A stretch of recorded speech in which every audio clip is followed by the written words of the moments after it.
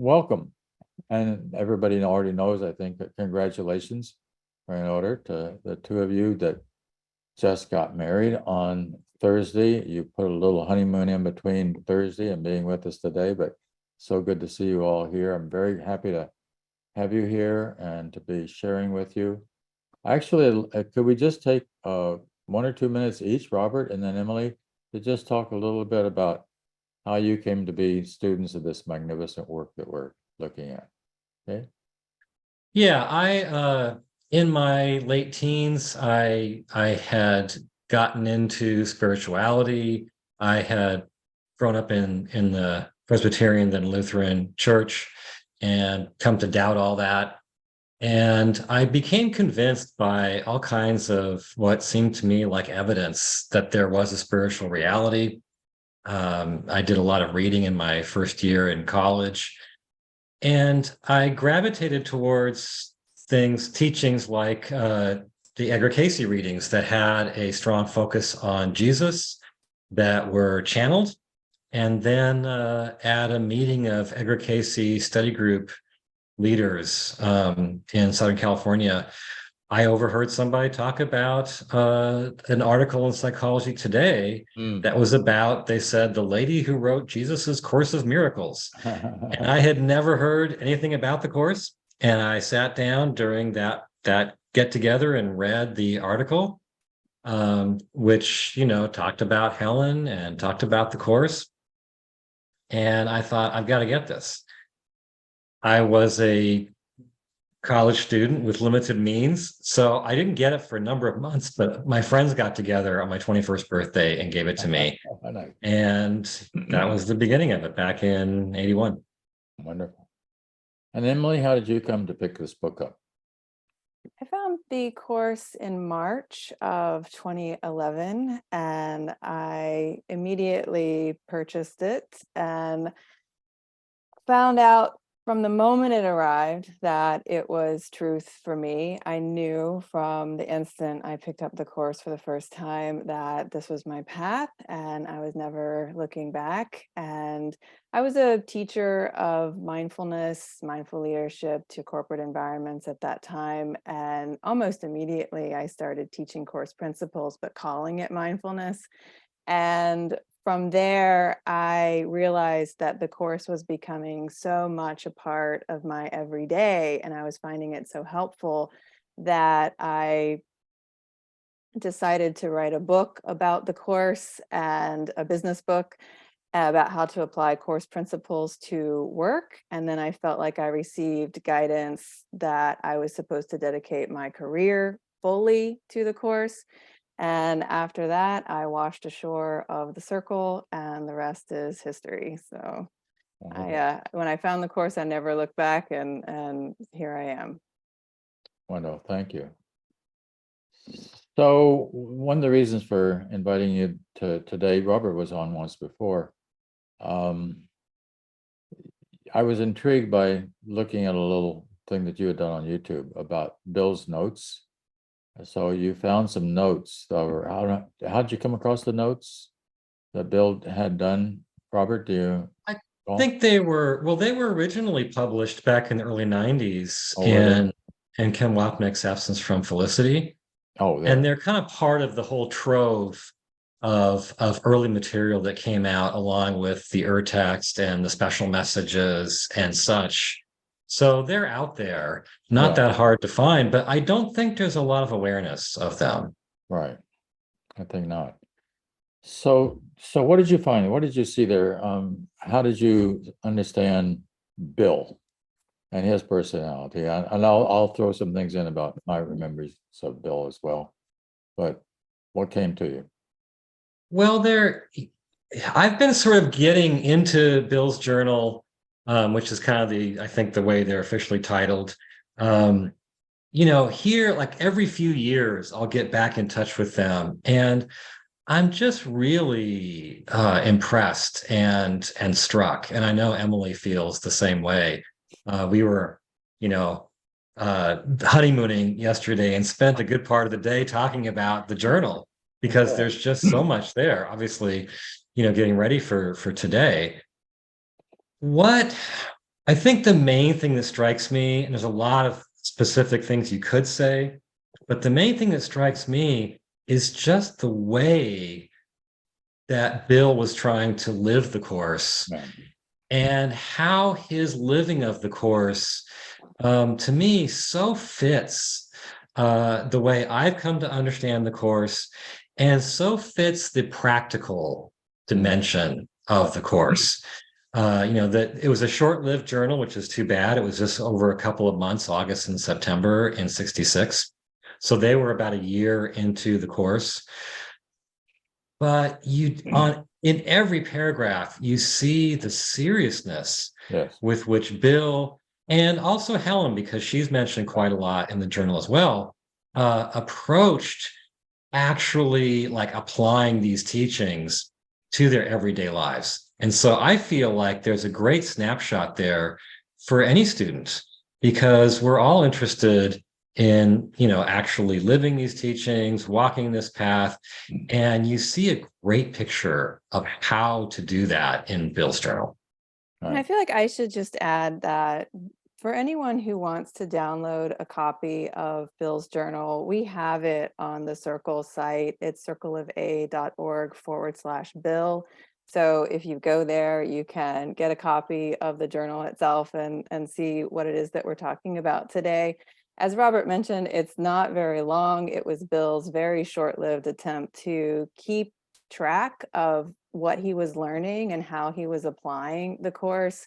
And it's truly fascinating, even for its short length, because it came in just under a year after the course started to be coming through.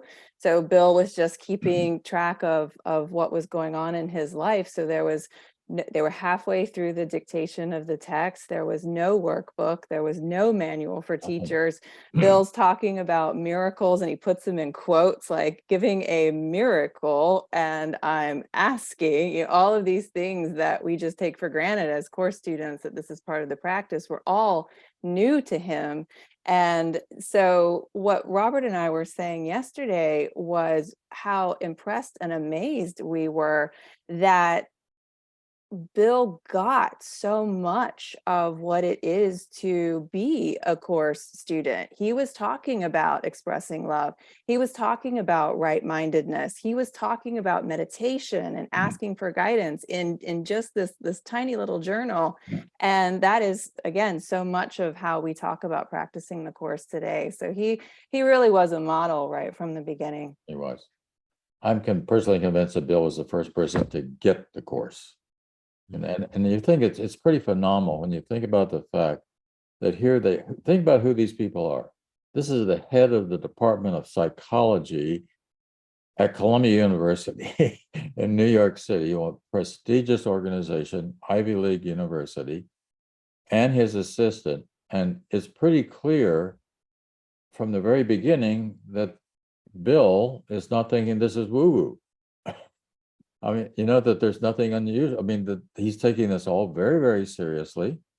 And yet the way it's coming from Helen and visionary experiences and that sort of thing, it's really phenomenal that you get that very, very clear sense that he's convinced from the get-go that this is the right thing.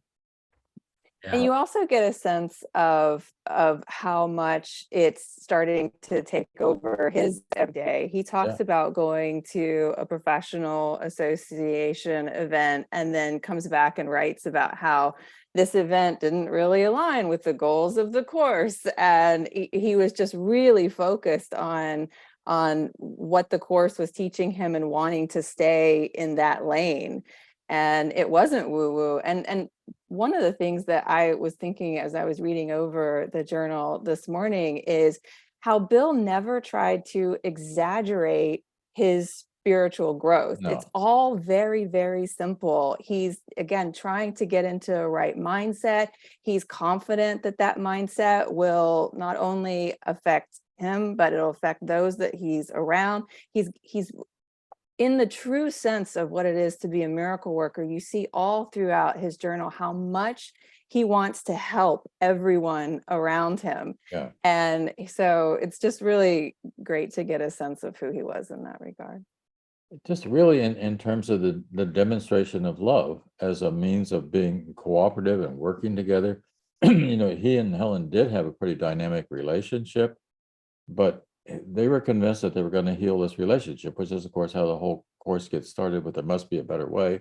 There must be another way. There must be some way that they could begin to get along with each other in a better format that they had. Bill also talks a little bit in there about suffering from depression, which is sort of interesting. Again, having known Bill, I would never saw that side of him at all. But he was always the most quiet when I was around, but very, very present presence. I don't know how else to say that.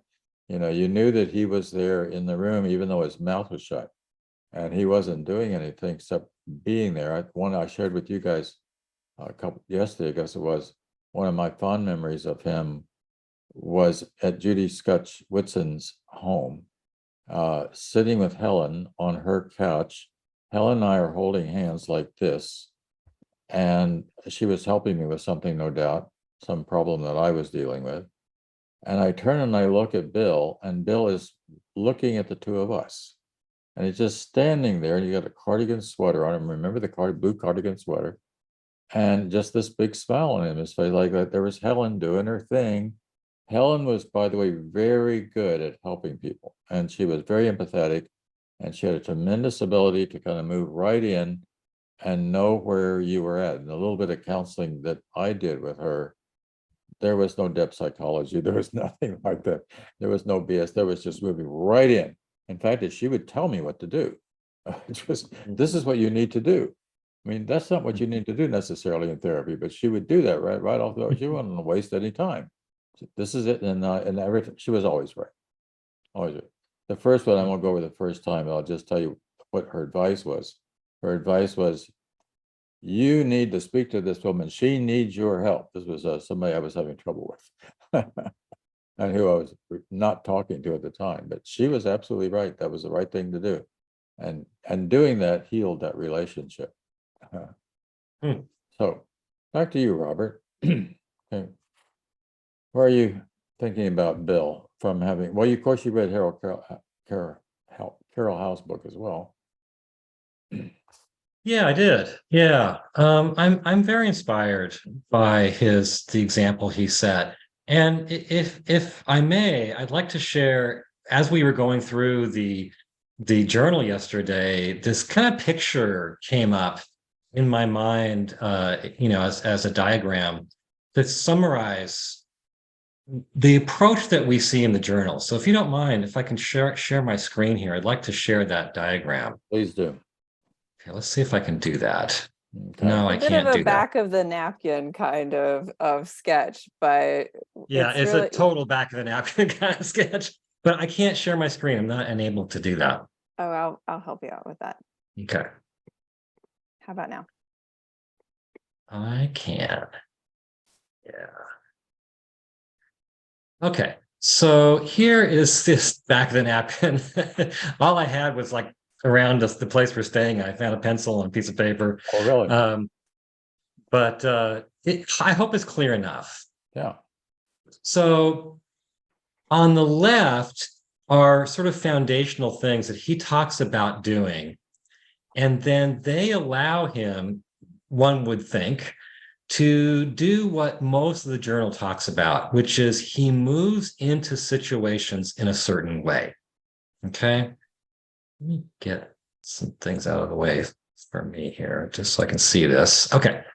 So he talks about, on the left, he talks about having a morning course study.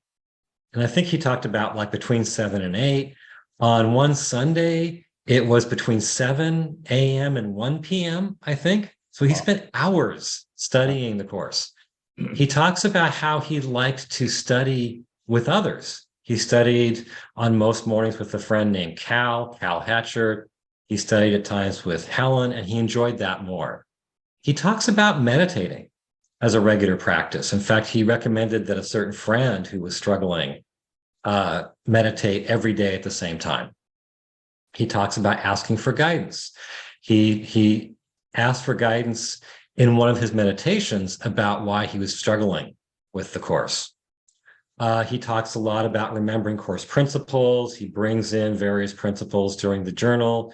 A couple of times he mentions the first principle of miracles, that there's no order of difficulty in miracles. He references the course prayer, I am here only to be truly helpful. He talks a lot, you mentioned, John, about his depression. He talks a lot about working on that low mood in his times apart, his times with the course. Talks about watching his mind for his ego to flare up. And throughout this, he's having conversations with Helen about all this, about the course, about applying it in their lives, about the results that comes from applying it, about progress they're making. In fact, this whole thing is totally progress oriented. Everything he's writing, and oftentimes very explicitly, is about his attempt and their attempt to make progress. And you see that in this upper part of the diagram, progress towards the goal of the course. So with all this stuff on the left, he is able to move into situations in his life. And one thing that really strikes me is that his course practice, his course application is all about bringing his learning to every situation. I think we can get into a place where we feel like, okay, it's about my peace, and I just kind of maintain my peace regardless of what's happening. He was really intent on bringing the course into situations. So he and Helen have to do a presentation. He is trying to help various people. He is engaged in this difficult relationship with Helen. He is dealing with a hiring situation at work that he's finding difficult, and he's struggling to not be angry and judgmental of his secretary. So he's encountering situations, and in those situations, he acts like there's two choices, okay? Love or fear. Fear has to do with not applying his course learning, with letting his ego take over. He talks about his ego being more entrenched than he maybe realized. And when he lets fear take over and he sees people in an unloving way and he says unloving things, the results are trouble, conflict. And he likes to use the word illogic, like things are a mess. Okay. So when he takes the fear path, it's the downward path into a mess. But he also can apply the course. He can choose love. And that's this upward loop here. And that's the focus of so much of what he says. Okay. And what that means is he tries to be helpful. There's a lot of situations where he and Helen are just trying to help someone. He's got a friend named Joe in Chicago. He's got his friend Chip, where Helen helped reconnect Chip with his long lost mother, who was found in a mental hospital. So they're trying to be helpful. He talks about, in a few places, trying to see the reality of the other person, not focus on their errors, but see the truth of who they really are. He talks about asking for guidance in situations. And all of that kind of comes under the heading of love and applying the course. And when he does that, or when Helen does that, the key thing is there are results. And he just revisits this idea of results again and again. The other person's helped. The other person's lifted. The other person responds better. There's a couple of professional situations, one with I think a psychiatrist, and they're helping her with her study, and the other with Bill's secretary, where seeing the other person's reality results in them responding visibly differently. Okay? The situation works out. Bill's mood is lifted. He talks a lot about how when Helen is in the love loop, her appearance becomes radiant. Right. He's really kind of fixated on that. Yeah. Another result is guidance that they received, especially Helen will get this very specific guidance, like you mentioned, John. Yeah. She's kind of intuitively hearing things, and that guidance is confirmed. Right. So there's results, and those results are what he calls a convincing demonstration. So the fact that they get results is a convincing demonstration that applying the course works. Yes. And now they have more conviction. And that is important because Bill mentions 5 times vacillating between these two paths. He's constantly vacillating. Helen's constantly vacillating. He's not sure, in the moment, this is the right path. And that vacillation, he's trying to overcome. But he says the vacillation only occurs when he denies the results. And that's an issue. Like he's not always looking at these positive results. And when he denies them, that's when he vacillates between love and fear. When he looks at them and their convincing demonstration, that's when he acquires more conviction that love is the way, the course is the way. And so he's trying to keep this loop going because that is what leads to progress. And it's just so striking how engaged his course application is. Right. One of the things that always impressed me about Bill was how he spent the last years and months of his life. He could have gone out there and become a well-known speaker on the Course in Miracles kind of thing, but he didn't do that. What he's doing instead, he's continuing to work on himself. He's continuing to go deeper and deeper and deeper inside. If you asked Bill what he was doing during the latter years of his life, he'd say practicing forgiveness. I mean, he was working. Yeah. He was still developing the spiritual being, which had nothing to do with being a well-known person in the world. That didn't really particularly interest him. The thing was getting his own head straight and becoming the person that we're all meant to be, as spiritual beings, and awakening. I'm sorry, John. I didn't No, mean to go interrupt ahead. you. Go ahead. Go ahead. I was just going to say, looking at Bill's journal and the way in which he understood some very key course concepts right from the beginning, Oh, yeah. we feel it's actually a shame that he didn't teach more, that he didn't get out there and share more about his understanding and application of the course, because what we're seeing at the circle, and I think what's profoundly evident in the course community, is that there are multiple interpretations about this book and what it is. And Bill really got it. You can see here, so much of what we teach at the circle about how to apply the course and how to understand the course, he was, I don't want to go through Robert's whole drawing here again, but this idea of looking beyond someone's error to the truth of who they really are, and really getting out there every single day and practically trying to help other people in their lives, he understood that. And so much of what we hear in the course community is about, well, you don't actually have to get out in the world. You just have to change your mind about what the world is. That's a totally different path than understanding that your job is to see beyond someone's error to the truth of who they are. And from that basis, you love them and you help them. Bill got that. If he had used more of his voice, if he'd been out there more, and shared that knowledge that he has, I think we would have less misunderstanding in the course community today. Let me just say something about all that. I totally agree. I feel like he got it, and I wish he had blessed us more with the communication of that. And I feel like, you were saying, John, what he did in his later years, which I think he's so widely admired for. It's all the nub of that. The beginning of that is all here in his 1966 journal.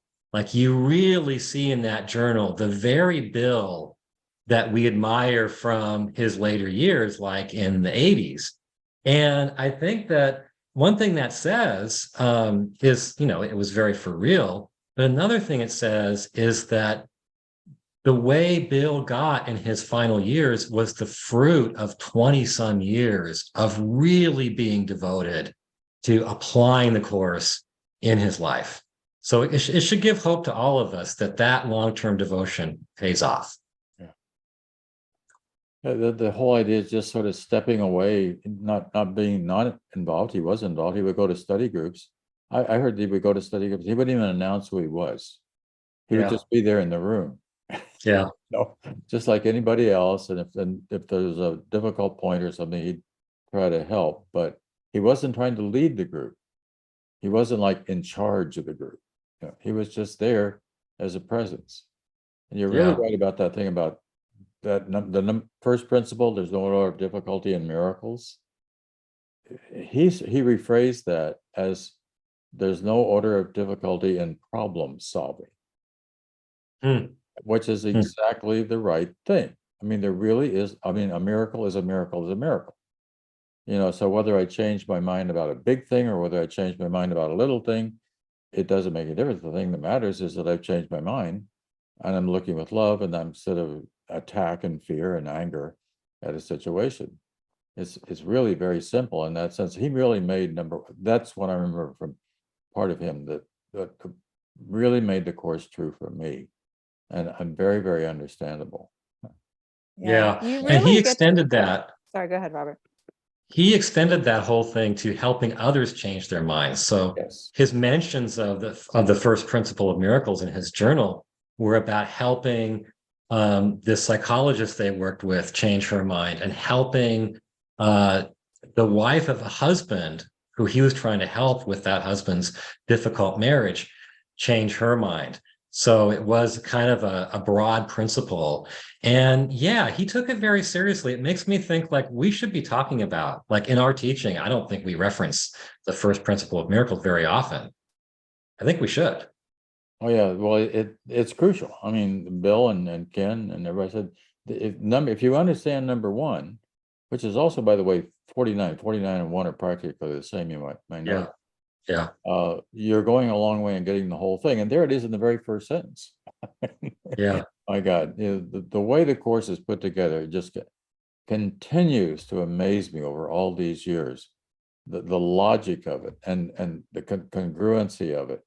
And that's especially true with regard to the workbook of how that is put together in such a way that there's a reason why each piece comes before the piece or comes after it. It just makes it so I today, what 50 years later, I still read this book and I go, whoa, oh, wow, oh my God, look at that. And isn't that perfect? I think that was true for today's workbook lesson. As I read through it, I got thinking about it was about the ego's plan for salvation instead of the Holy Spirit's plan for salvation. Yeah. And how we can just look at the insanity there and switch it around. And if Yeah. you're in the workbook, you understand how much effort is required every day to Oh yeah. practice the workbook and to really get in there with the discipline of it and to change your thinking. Changing your thinking is a very difficult thing because our ego is so deeply entrenched. And one thing that's clear from Bill's journal is he really put in the effort. Robert mentioned that there's an excerpt from his journal where he said on a Sunday he woke up at 7 a.m. and he was in the course until 1 p.m. when Helen came over, and then presumably they talked about the course after that. He was big on making the small shifts that lead to big change. And on top of that, Bill also kept a focus on the goal. He really did want to change his mind and made that a goal. And what stood out to me in the journal as well was that we look at Helen as the one with the great spiritual gifts because of her ability to hear, and of course she had tremendous spiritual gifts. But Bill is frustrated with her repeatedly in the journal because she's not keeping up with the goal. She's not keeping her eye on the goal. No. And so it's interesting to see that dynamic in their relationship at play as well. Right. Yeah. I think, go ahead, John. Go ahead. Well, no, there was an incident you may know about when Helen said to Jesus, "This isn't working for me," the course, and Jesus said to Helen, "Well, why don't you try it?" I mean, actually, what he did was, why don't you do what I'm asking you to do so you can hear my voice even clearer? My God, think how clearly she was hearing it. It Yeah. just all Yeah. came down to application. And Helen could get frustrated. Helen could be judgmental about things. And, that's what we're trying to get free of this whole process. She struggled with it. You know what she said to Judy Whitson before she died was, you know why I'm going, don't you, kitten? She always called her kitten, and Tam was Kitty, kitten and kitty. She said, I have to get out of its way because it was becoming more known. It was, and she was not a kind of person that would get on a stage and talk about it or appear on a show or anything like that. You all may know the first conference that was ever held on the course was at the Barbizon Plaza in New York City in May of 1978. And of course, Bill was there, and Ken was there, and Jerry Jampolsky was there, and I was there, and a number of people. Helen was not there, which was really interesting. She deliberately chose not to participate in that because she didn't want people coming up around her going, "Oh, this is so wonderful, this book you've done. We so love your book," and all that. That just would not have set well with her. She wanted, she did it. She did what she was asked to do, and she stepped aside as much as she could from the whole process. Yeah. Yeah. I feel like she and Bill, as you know, I've gotten really into portions from her notes and the dictation she received that were just too personal to put into the course itself. And there's so much practical wisdom in there about the living of this, and it's really affected me. But what's interesting to me is that what I've gained from all that material, you see clearly reflected in Bill's journal. They had both soaked in how they were meant to be living this in their daily lives. And what affects me, I think, most about his journal, I've, like you, not as long time a student as you, but I'm a long time student. And it's easy to settle in and sort of, you're in it for the long haul, and you're in a more kind of I don't mean you, I just mean, it's easy to get there, disengaged stance. And what I get from this is I want that engaged stance that Bill had, right? Where he's coming to every situation, or at least, so many situations throughout his days, thinking, okay, if I can apply the course here, I'll see results in myself, with the other person involved.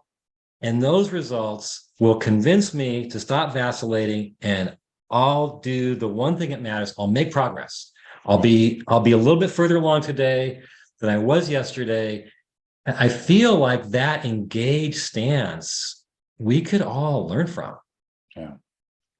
Yeah, remarkable kind of clarity in that sense of doing exactly what he's being called to do with this kind of doggedness, clarity.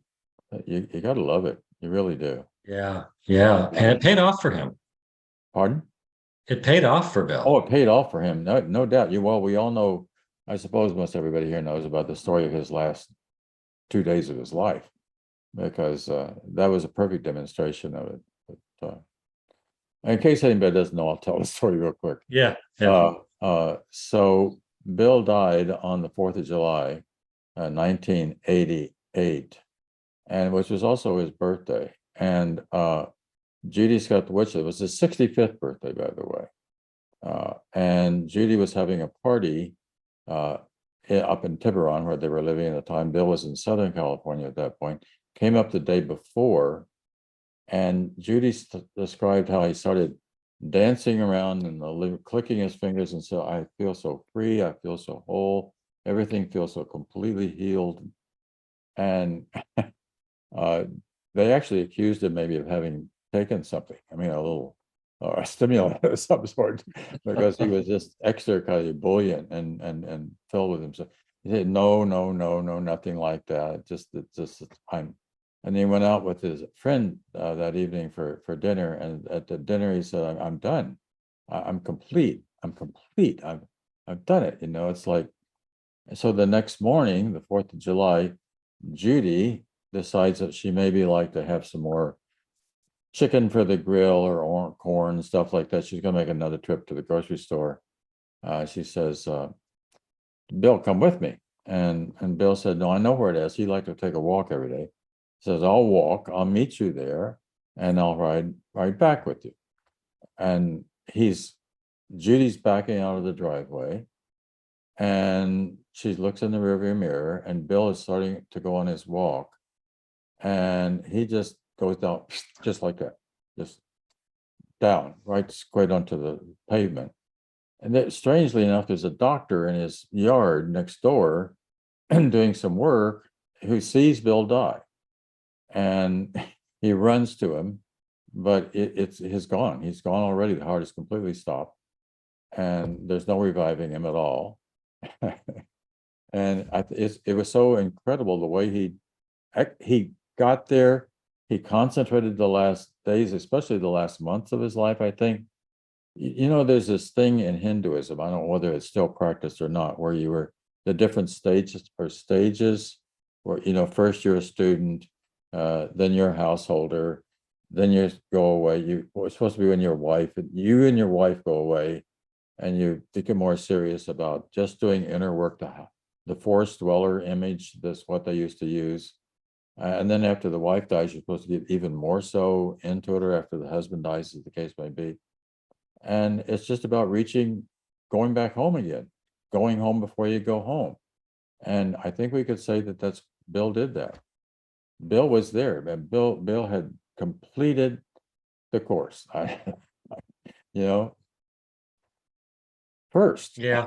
Yeah. Well, and I think that's what's most impressing me as we're talking is that active engagement that he displayed and reported on in his journal. We didn't see more journals from 67, onwards and so on, but we can assume from, especially from Carroll's record of his life, Mhm. that was just all continued from the mid 60s until he died in 1988. And it makes you think, you know what, if you approach every day with the spirit of, this is about me actively applying the course to my situations so that I can make progress towards the goal. Yeah. If you approach every day that way, you will make profound progress. Yeah. But I think it's also a good example for us, especially those of us who are getting older. What do you want to be doing in your latter days? You want to be on a tour in Europe or something, or, is it really time to get more and more meditative and kind of sit down, hopefully in a nice place, and just kind of focus on reaching that final goal within your own mind so you're not afraid of going. I think it's the fact that he went instantaneously is sort of interesting. There was like, no pain even, there wasn't time for it. It's just here and not here. Incredible. But that's a good example for us too, I've been thinking about getting older lately. That's maybe, where do you want to be? What do you want to be doing in the last year or two? Knock as you're beginning to knock on the door. Well, that's my perspective. Yeah. Yeah. So either one of you, we're going to have questions in a minute. Do you want? Actually, I don't have Bud here to be observing what's going on in the chat. This is usually the point at which we kind of look at that. Emily, have you been doing that? Well, I don't see any questions No in the questions. chat unless I've just missed them. But if anybody has any questions, please feel free to put them in. Tucker, I see your hand. One thing I'll just say as a bit of a note as we're going into questions is that, again, when you look at someone like Helen and the way that she was able to hear, it's hard not to think, gosh, well, I'll never have that gift. So therefore, what can I really get out of all of this? Or I don't have great spiritual, I guess gift is the best word I don't have great spiritual gifts. So therefore, what can I really apply and learn? What you get out of Bill's journal is just how achievable this whole thing is. he really set himself on a course to study, to master what was coming through, to be someone who was giving expressions of love in very ordinary ways, as we would define them. He had a sincere heart and desire to Yeah. help, and he listened. He asked for guidance. He listened. He followed what came through. And again, for those of us who don't get great, powerful downloads, it's a path for us as well. And Bill's a good model for that too. Right. Right. Yeah. If Do you want me I to? might add just a one positive here for Helen. Helen, while she may have had some difficulty in applying the principles, when she was on her loving side, she was very, very good. She was a very good therapist. And Mhm. she knew how to move right into where people were at and talk to them about what needed to be done.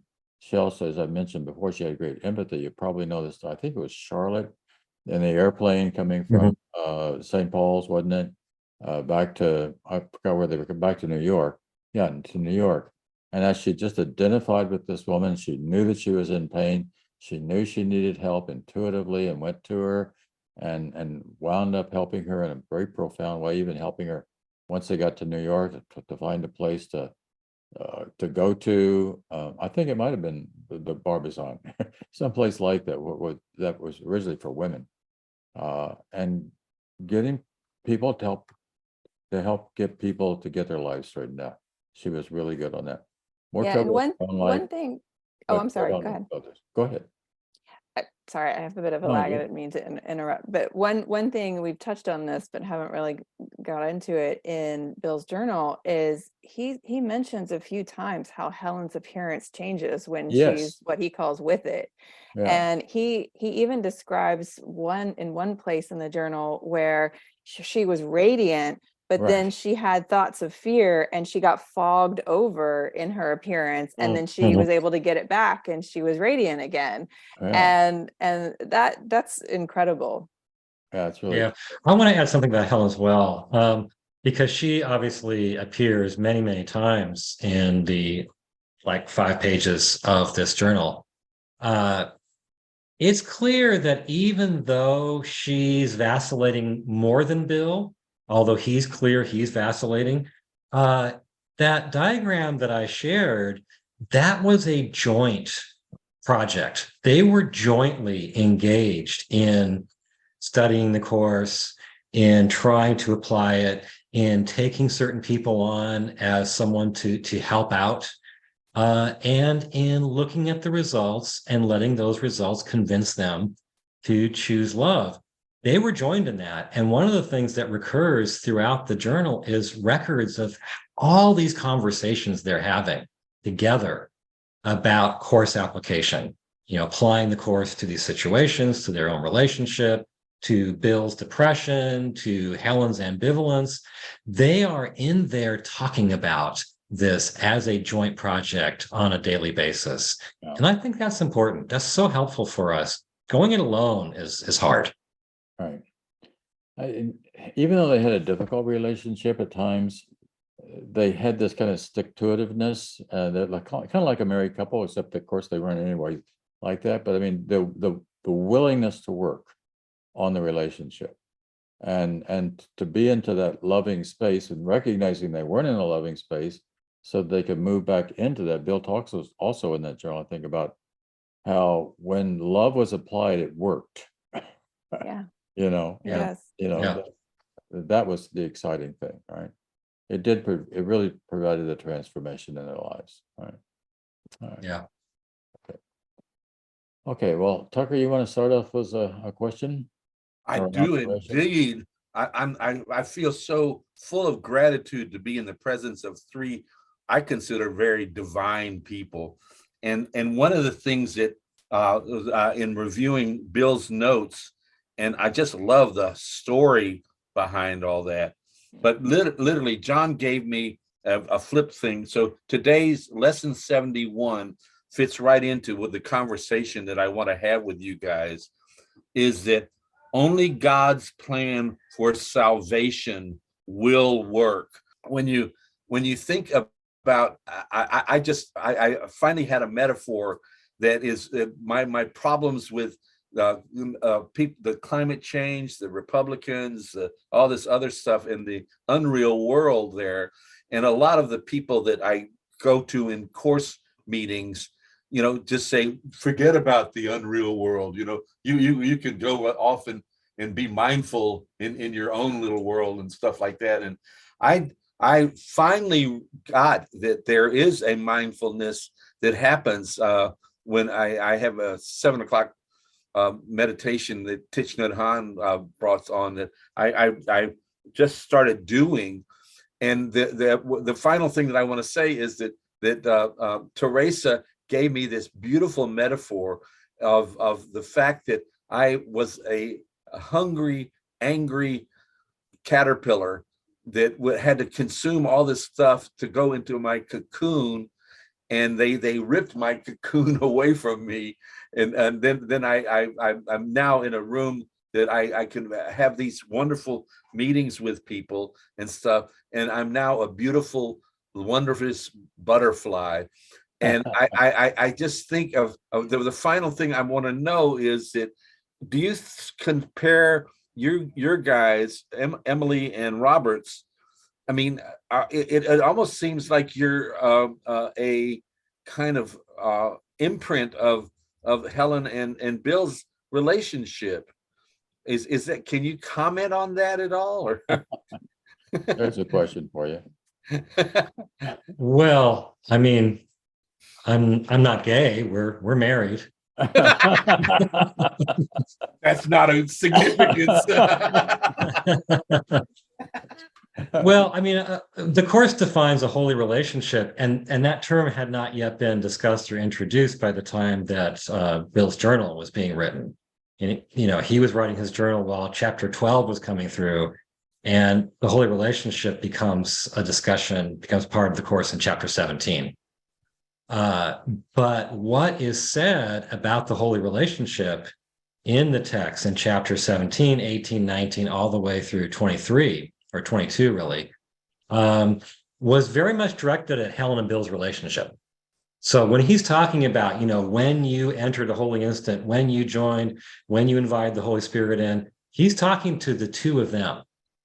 And what he says about a holy relationship in those chapters is that when two people join in a truly common purpose, a purpose that transcends the ego, that invites the Holy Spirit into their relationship. He takes them on a journey to realizing the holiness between them on a conscious level. So their relationship is kind of manifestly holy. It's like perfect harmony, perfect joining. He talks about the differences that they thought separated them from each other, fading and growing dim and disappearing. And he talks about them being given a function in the world together for the Holy Spirit. And, we really closely identify with all of those things. Our relationship is both a personal joining, but it's also a joining in this path. And you see Helen and Bill being joined in this path in his journal, and it's a joining in a common purpose, which they were as well in bringing the course into the world. So even though they weren't, a married couple, obviously, the things they were joined in, we have our own analogy for being joined in as well. So much so that we made those things part of our wedding vows. So our wedding vows were the basic centered, structure of our wedding vows. Yeah, our wedding vows were centered around the partnership that loses all sense of separation, as the Course describes, walking this path as faithfully as possible together and separately, and also joining in this common purpose to share the Course with the world. So we're so serious about it that we built it into our wedding itself. Susan, would you like to come on and share whatever you ask or whatever? Oh, Susan, go ahead and unmute yourself. I'm sorry. Yeah, hi. I just want to say I've been a course student now for over 30 years. This was phenomenal. I got so much out of Emily and Robert, and that diagram helped me so much. And the fact that you mentioned that they vacillated, because I'm constantly vacillating, and Helen just glowed when she was connected. I mean, it just, Mm. thank you. Everything brought tears to my eyes. Thank you so much for sharing. My husband has a question. He's with me as well. Hi, good afternoon, and good morning, everybody. My name is Joseph. I'm a newer student to A Course in Miracles. I'm nowhere near Susan, but I'm entering my about third year now. The diagram you showed was very interesting, and I do learn a lot from seeing diagrams such as that. Very helpful. I was wondering if Bill or Helen did any other type of diagramming in order to convey their messaging. I'm not aware of it. I'm not aware. Helen had a lovely ability to receive pictures that were symbolic of some teaching she was hearing. You know, one time she saw, she was discouraged about the whole thing, and she asked for something to kind of pick her up. And Jesus gave her a picture of these plants growing. And she said, okay, fine, what does that mean? And he said, look at where they're growing. And they were very well tended, but they were growing in a barren desert. Hmm. And I think he said, now that they are growing, you will keep watering them, won't you? So she would get these lovely mental images, and there's a lot of really terrific imagery in the course itself, but I don't recall any diagrams. Yeah. Mhm. Ken Wobnick certainly produced a really good diagram on the course in terms of showing us the different levels of the upper level, heaven and what's going on there, and then the split that's in our minds and how we back and forth in this world. Look at Ken, go to the Foundation for A Course in Miracles website. They've got that there. Very, very clear. Yeah. Thank you. Uh-huh. Thank you. And thank you, Susan, for your feedback. Yes. Beatrice?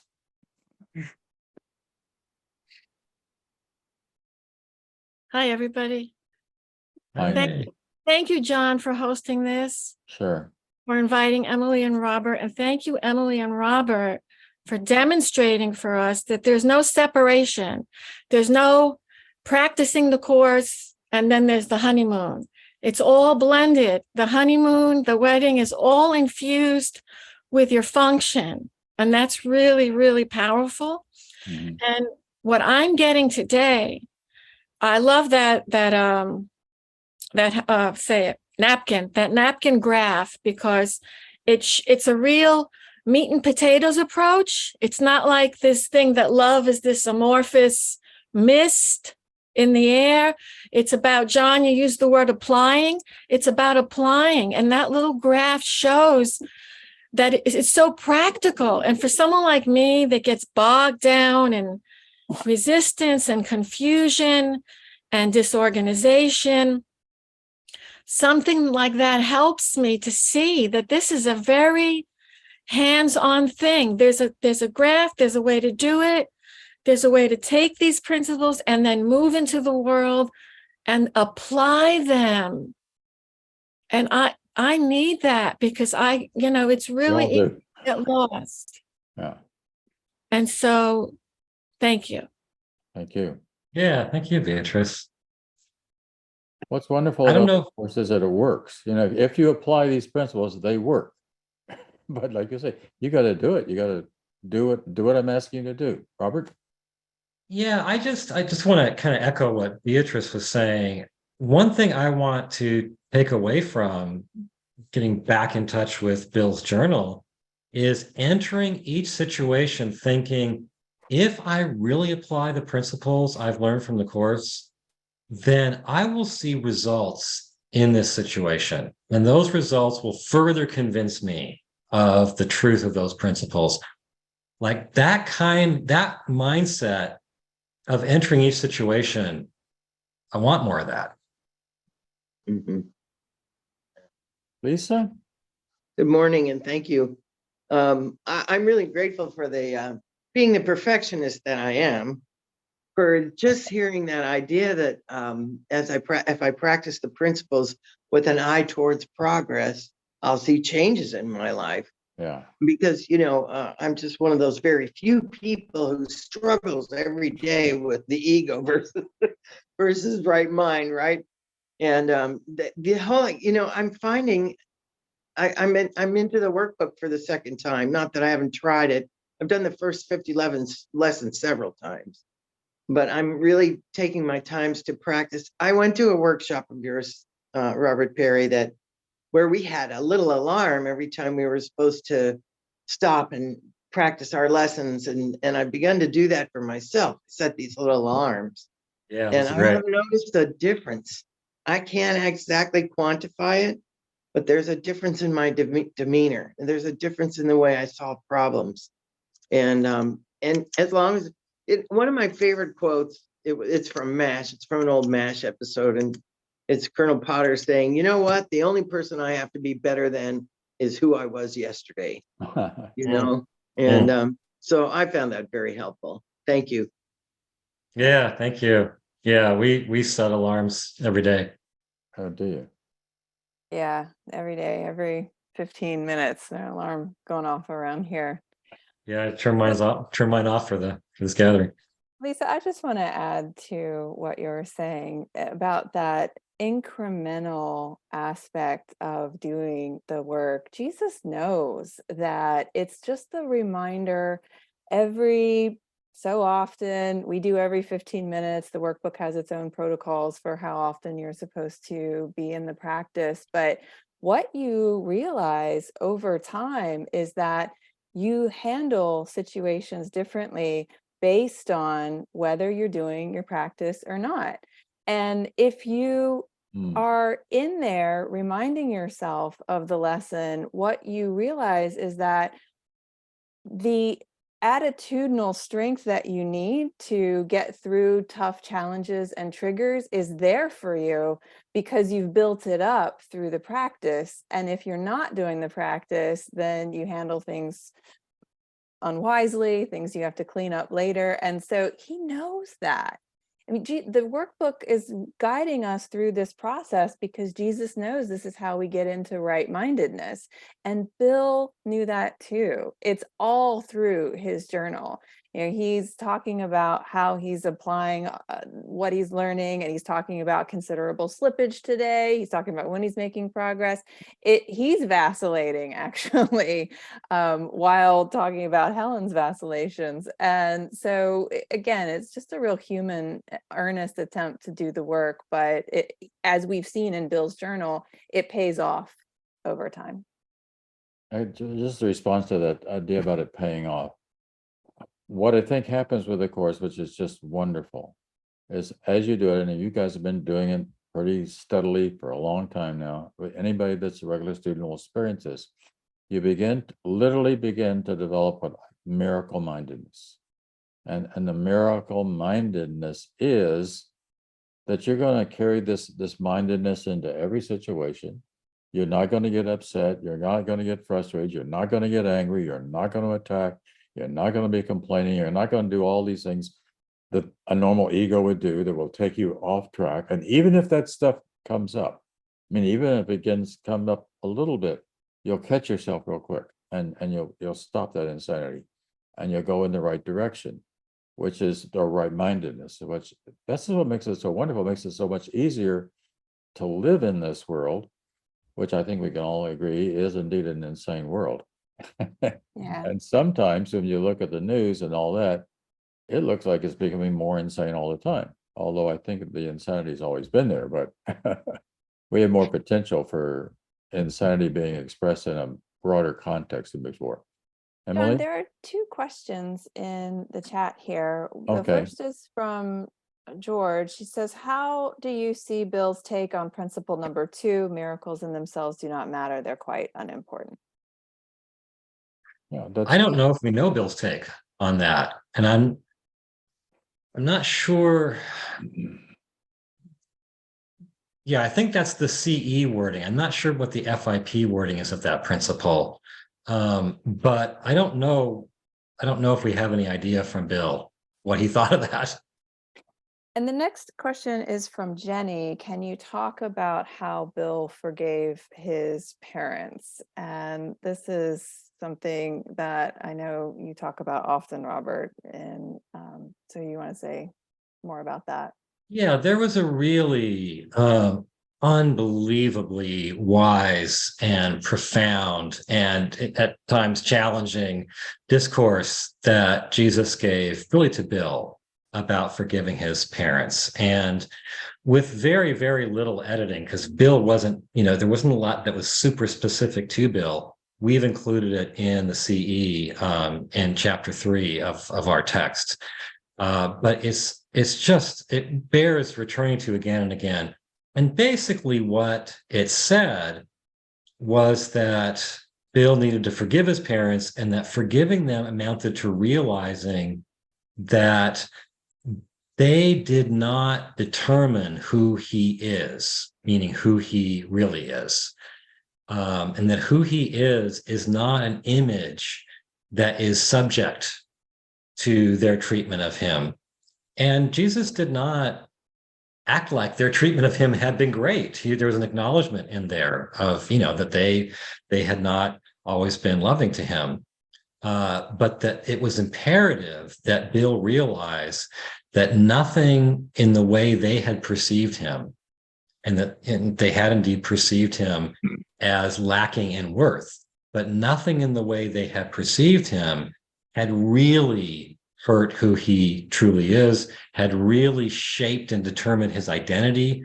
And that's what Bill needed to learn. Now, that came through before Bill's journal started.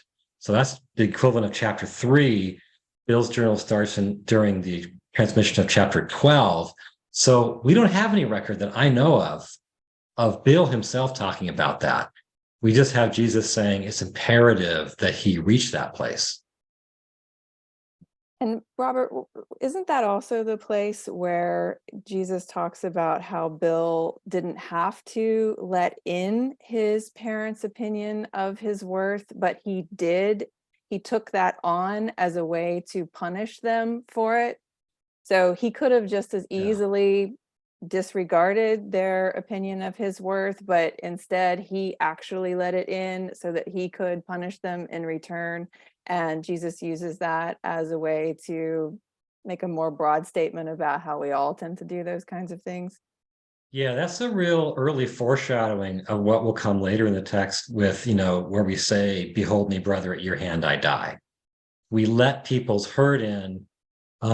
We don't need to, but we let their hurt in so that we can show them a picture of us as wounded and use that picture of ourselves to punish them.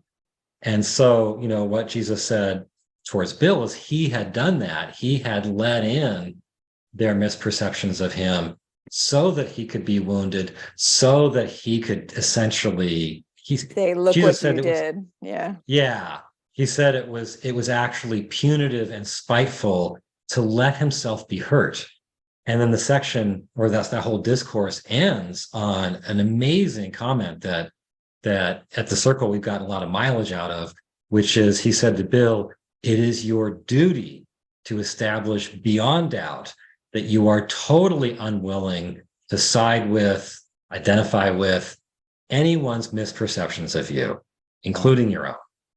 Such a great thing, because we think that it's somehow like humble to be so open to people's lack of love towards us that we let it in and let ourselves feel wounded by it. And Jesus is saying, no, you have a duty to not let any of that in. Amazing teaching. Yeah. Yeah. All right. Tuck again, and then Lisa.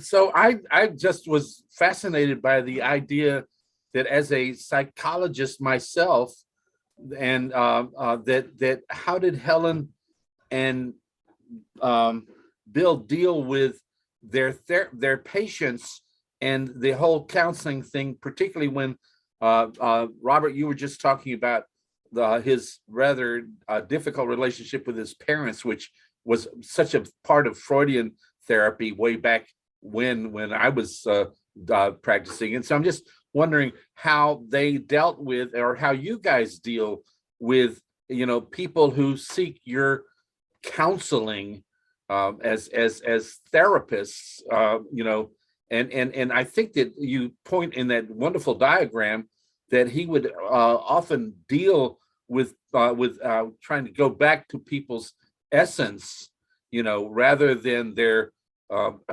ego-based beliefs and cognitive dissonances, as they say in psychology. So I'm just interested on how you guys both. I think that, Emily, you're still a clinical psychologist, right?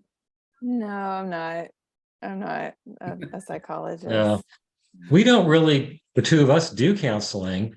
Bill, I don't believe, did it professionally, although he's clearly being very helpful to different friends and colleagues, as reported in his notes. And Jon would be in the best position to know what Helen did, because Jon was essentially counseled by Helen, right? Yes, but it wasn't exactly therapeutic. By that I mean it was therapeutic, but certainly no depth psychology, nothing like that.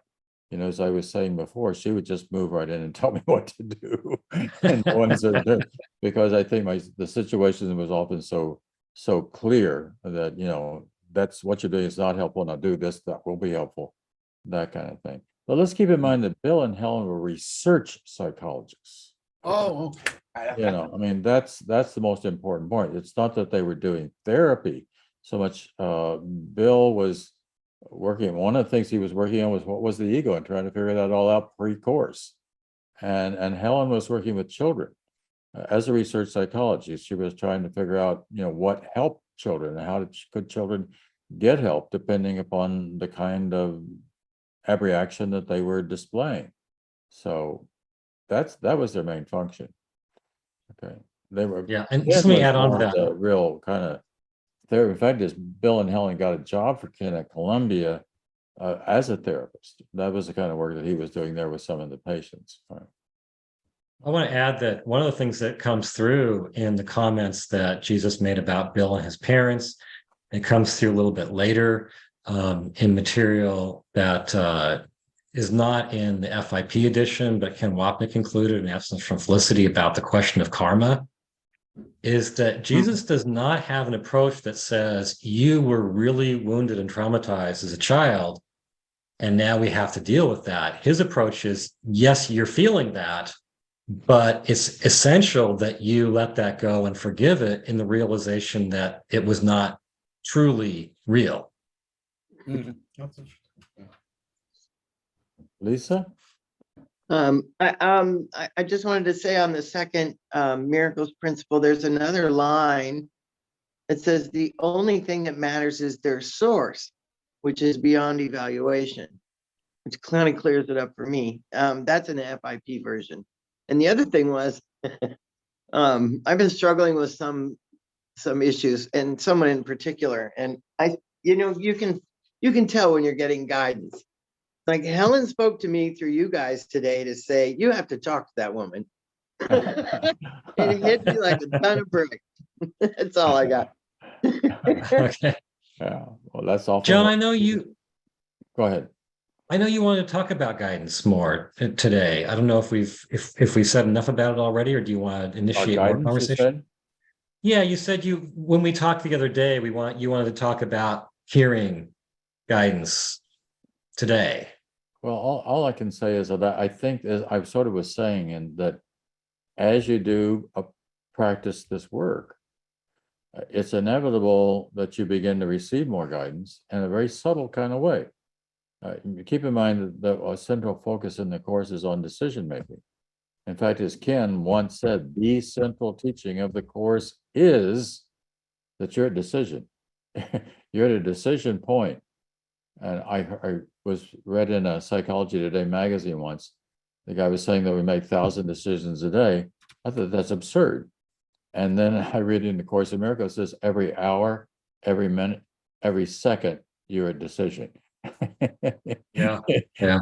So we're always making these choices, But the course is helping us to distinguish between those two voices so that you know how to say no to the temptation voice that's going to lead you more into insanity and the ego, and you're going to learn more about how to pay attention to the voice of the spirit and receive comfort and guidance in there and do that. That the main thing is doing it, of course. I mean, actually do what Jesus says, tell him, "Why don't you do what I'm asking you to do?" That's where the rubber meets the road. But doing that works. And then we also understand more about where we've made wrong decisions in the past and how that led us down a road we didn't want to go down, really. Or you can go down it, but keep in mind the school of hard knocks is not always the school that you want to be in. There are other schools. You could just get this. I mean, you could just get it. You could just understand it. And I think that's what happens as you get deeper into the course. You do just understand it without having to go through many trials and tribulations along the way before you start catching on to what you really need to be doing. So any road's the right road when it leads you back to the right road. I mean, when it leads you to heaven. Yeah. As I mentioned to you the other day, we've been doing this discipline at the circle with people that took a workshop about 6 weeks ago from us. And what we're doing this month is focusing each day on trying to build the habit of asking for guidance. And one of the lines from Helen's notes that has really affected me is Jesus talked about Bill forgetting to ask for guidance. And he then says, so he forgot. Happens all the time until the habit of asking becomes involuntary. That's right. So he's like, yeah, of course you're forgetting now, and you'll keep forgetting, no big deal, but that will end when the habit of asking becomes involuntary, when the habit's so strong that you just ask without even as a reflex. Right. Pardon? I think principle number 5, isn't it? Miracles are habits. They should not be under conscious control. Conscious selected miracles can be misguided. And then the next one, I think is 6. I could be 5 and 6. I could have the numbers a little wrong. Is miracles are natural. When they don't occur, something has gone wrong. So what we want to get to is we want to have a natural habit. It's just a natural habit. I don't even have to think about what the right choice is here. I know what the choice is because I've been practicing these principles for a long enough period of time that it becomes the way I live. I'm beginning to live a miraculous life instead of an insane life. How nice that is. How peaceful. Yeah, I couldn't agree more. One of the things that we've been experiencing in our group in trying to support each other in the habit of asking is seeing that like in Bill's journal, when you ask, situations go materially differently. You can actually watch the situation turn if you ask and can hear. And that's very much like the kind of things that Bill reports. We can watch situations go differently if we apply the course in whatever way is appropriate. I would like to join in just very quickly in that not just asking, but having gratitude as part of what one can do, and that what happens when you ask and have gratitude, the mindfulness opens back up again. I mean, the course, they say it's very simple, that once you can just find it, but it's on again and off again. And I think we all have dark nights of our soul, like Buddha and Jesus had, where we just are so overcome by our ego consciousness that we forget that we are not separate, and it's not just an easy matter of not forgetting. It's a constant thing that John's been very helpful to me about, just not being overcome by my trigger anger things. And I my final thing is, I just this morning they had the jewel is in the heart of the lotus. The lotus flower is so beautiful because it goes into the dirt of your past, and by looking at that, the flower becomes very beautiful. And I just found out that the lotus is actually poisonous as well too. So, Oh, I see. so All right. Well, we're really getting close to the end of our time. We've only got 5 minutes or so, and we have an ending prayer that we always do. So let's get Robert, Emily, you want to do a little summary of where you're at, and then we'll close. Emily, you want to go first? Sure. Yeah, I feel like I don't know what else to say more than the general message that we've been reinforcing throughout this whole gathering is that Bill really did his utmost to earnestly and sincerely apply the teaching that he was learning every day. And so much of what he was doing is what we consider to be routine course practice now. And Tucker, when you were saying earlier that you'd gone to course groups where the message is to just back away from the world and just focus on changing your own mind, I feel like that's anyone who's here from the circle knows that that's a message that just really kind of gets to me, because I can't see any other way to harm the world than to step back, watch it burn, and call that approach spiritual. And so what I am taking away from the course and what I'm taking away from Bill's journal is that he was really in there with the goal of being a miracle worker, changing his own thinking and healing the world with his love. And it's not only Bill's journal that we can see this example. The course, if you're a student, you know that it purports to come from Jesus. Jesus's own life is an example of getting in there in the world and healing with our love. So of course, the message in his book would be very similar. And I just have a lot of sincere admiration for Bill and the way in which he sought every day that we can see in this journal to apply the teachings that were coming through. So I really wish that I could have known him. I have deep respect for his application. Robert, you want to have your summary, and then we usually close with the Lord's Prayer from A Course in Miracles and put it on screen. And I usually have Lynn from Brooklyn. Would you read that for us when the time comes? Okay, Robert.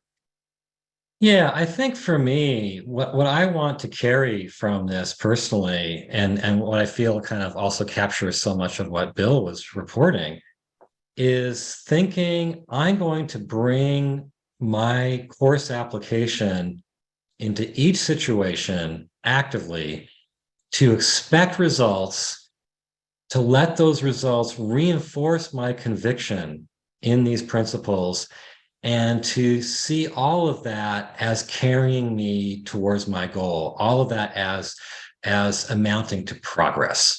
Right. So that today I am just a little bit further along than yesterday. Wonderful. That's exactly right. All right. So thank you all for being with us today. And keep in mind, if you'd like to have subscription to Miracles Magazine, just go to our website, miraclesmagazine.org, and sign up for it for a year. I'm going to put the prayer on screen, okay? And I'm going to go back to here, to these funny people. Go beyond that. Here we go. Okay, you want to read that for us? Oh, I love it. So wonderful. The Lord's Prayer from A Course in Miracles. Forgive us our illusions, Father, and help us to accept our true relationship with you, in which there are no illusions and where none can ever enter. Our holiness is yours. What can there be in us that needs forgiveness when yours is perfect? The sleep of forgetfulness is only the unwillingness to remember your forgiveness and your love. Let us not wander into temptation, for the temptation of the Son of God is not your will. And let us receive only what you have given, and accept but this into the minds which you created and which you love. Amen. Amen. And let's go back into gallery view and hold on. Stop share. Okay, there we go. All right, so why don't we all, I'm gonna go to gallery, come on screen, and you're gonna unmute yourselves and we'll say goodbye. So remember, 2 weeks from today, Maria Felipe, and then 2 weeks after that, April 9th, well, for our Easter service, talking about resurrection, remembering, and rebirth. So thanks for being here. Thank you. Nice to see you. Mwah.